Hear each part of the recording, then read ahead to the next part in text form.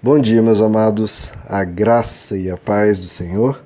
Eu sou o pastor Rômulo Pereira, da Igreja Batista Palavra da Graça, e hoje nós vamos estudar o Evangelho segundo João, capítulo 16, verso 33, que diz: Eu lhes disse essas coisas para que em mim vocês tenham paz. Neste mundo vocês terão aflições, contudo, tenham bom ânimo. Eu venci o mundo. Bom, queridos, então finalmente chegamos na parte que todos queriam, né? Quando Jesus diz, tenham bom ânimo. Ou seja, ele vinha falando que neste mundo nós teremos aflições. Então é Deus dizendo isso. Não interessa que líder, que pessoa mais famosa, poderosa, ungida, seja lá o que for, que diga que você não terá aflição.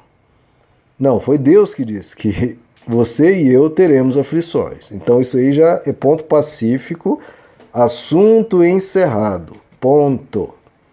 Mas ele disse antes que nele nós devemos ter paz, não nas circunstâncias, nele. E agora ele continua, tenham bom ânimo. Isso é algo que Jesus, e ao longo de todas as Escrituras, Deus sempre diz quando se encontra com o ser humano. Lá no capítulo 14 de João, Jesus disse aos apóstolos, não se turbe o vosso coração, credes em Deus, crede também em mim. Ah, então é porque a gente pode crer que Deus vai nos abençoar com tudo de bom? Não, ele continua. Por que nós podemos crer nele? Que ele diz, porque na casa de meu pai há muitas moradas. Se assim não fosse, eu vos teria dito, eu vou para vos preparar um lugar. Então, essa é a grande motivação da nossa esperança, que há uma eternidade, e isso deve suavizar todos os nossos problemas aqui, queridos. Porque o Evangelho sempre diz as nossas leves e momentâneas tribulações não hão de se comparar com o eterno peso de glória. Então, por que o apóstolo Paulo olhava para as tribulações dele, que não tinham nada de leves e nem eram passageiras, duravam um bom tempo? Por que ele olhava para tribulações tão imensas pelas quais ele passou, de todas as formas? Tribulações financeiras, tribulações de dor, de prisão, de perseguição, de doença, do que quer que seja, ele enfrentou. Como é que ele tinha essa visão? Como é que ele tinha essa forma de encarar a vida, queridos? De olhar esse tipo de tribulação e dizer, primeiro, que são leves. Quando de leve, a maioria das pessoas hoje desmontariam completamente. Pega as pessoas mimadas que tem por aí, imagine passar 1/10 do que o apóstolo Paulo passou. Meu Deus do céu, né? A maioria se mataria.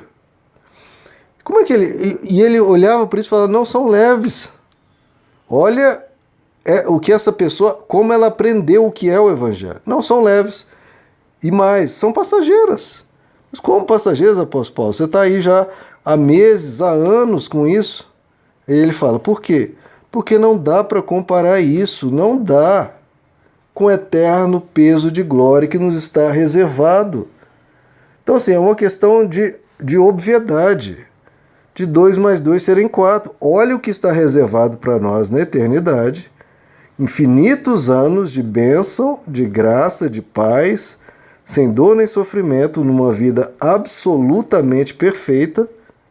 Compara isso com essas coisas que eu enfrento. É com essa visão de eternidade, é com o olhar para a eternidade que você acha tudo isso leve e momentâneo. É só parar para pensar. Se você tiver que trabalhar, vamos lá, 1 mês, se você tivesse que trabalhar 20 horas por dia, olha só uma situação extrema. Se você tivesse que trabalhar 20 horas por dia, tivesse 4 horas para dormir e depois voltar a trabalhar 20 horas novamente, isso ao longo de 1 mês. Isso é leve?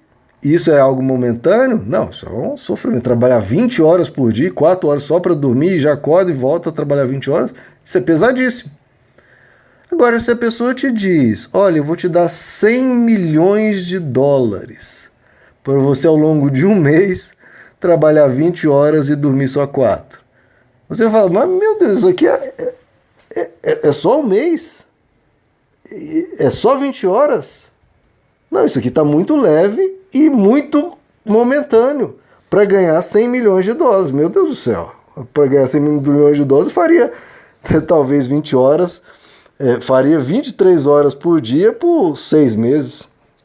É ou não é? Não fica leve e não fica momentâneo? Se você tiver a visão da recompensa.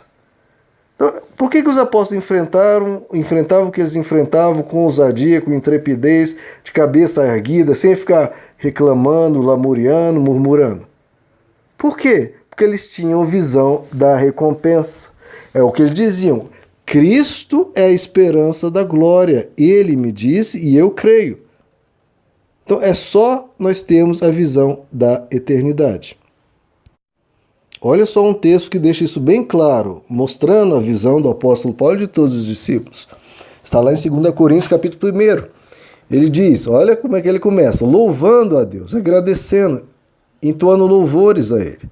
Bendito seja o Deus e Pai do nosso Senhor Jesus Cristo, o Pai das misericórdias e Deus de toda consolação. E aí ele começa, que nos consola em toda a nossa tribulação. Então há a tribulação, mas há o consolo. Então o evangelho é sempre assim, há a tribulação, mas há o consolo. E ele continua, para que também possamos consolar os que estiverem em alguma tribulação, pela consolação com que nós mesmos somos consolados por Deus. Agora, olha a vida dele.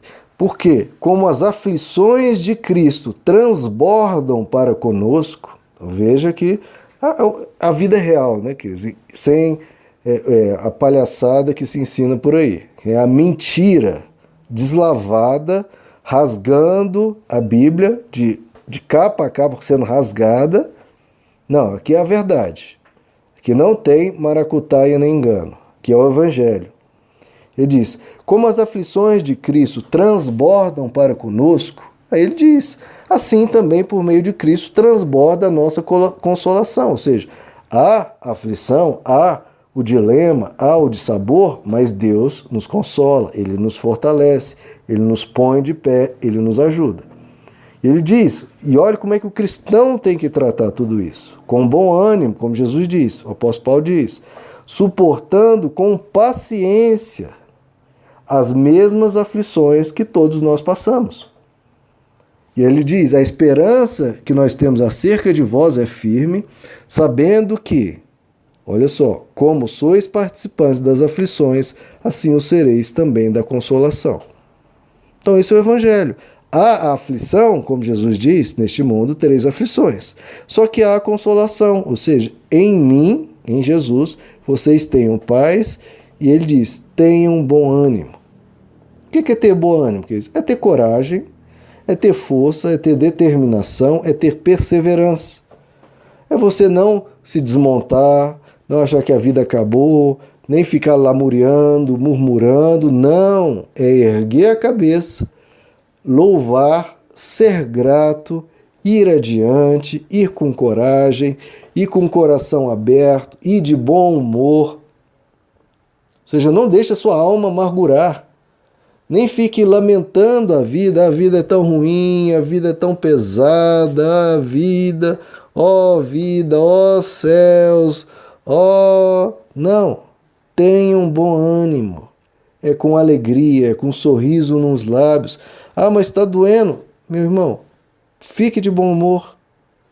O mau humor não vai te ajudar, vai piorar a situação. Vai de bom humor, confiando que Deus vai te ajudar. E vai em frente que essas guerras, essas questões, esses problemas, você vai atravessar. Em Deus você atravessa. Agora, não se turbe o vosso coração e tenha bom ânimo. Porque muitos não atravessam por quê? Porque desistem no meio do caminho. Porque não venceriam? Não, é porque desistiram, jogaram a toalha. Quando, se elas continuassem, se elas fossem adiante, se elas perseverassem, se elas continuassem a labuta, se esforçando, elas chegariam do outro lado. Ainda mais com Deus. Então é ir adiante, é ter um bom ânimo, não desista. Vai, meu irmão, vá em frente. Vá em frente. Tenha bom ânimo. Na tribulação virá o consolo. Bem-aventurados que choram, porque serão consolados. E tenha sempre a visão da eternidade, sempre. Sabendo o Deus que te aguarda, com tudo que Ele prometeu, enfrente tudo, de cabeça em pé, com bom ânimo, com bom humor, e vá, meu irmão. Vá semeando com choro, com lágrimas, porque depois vai voltar com alegria carregando seus feixes. Meus amados, que Deus lhes abençoe. A graça e a paz do Senhor.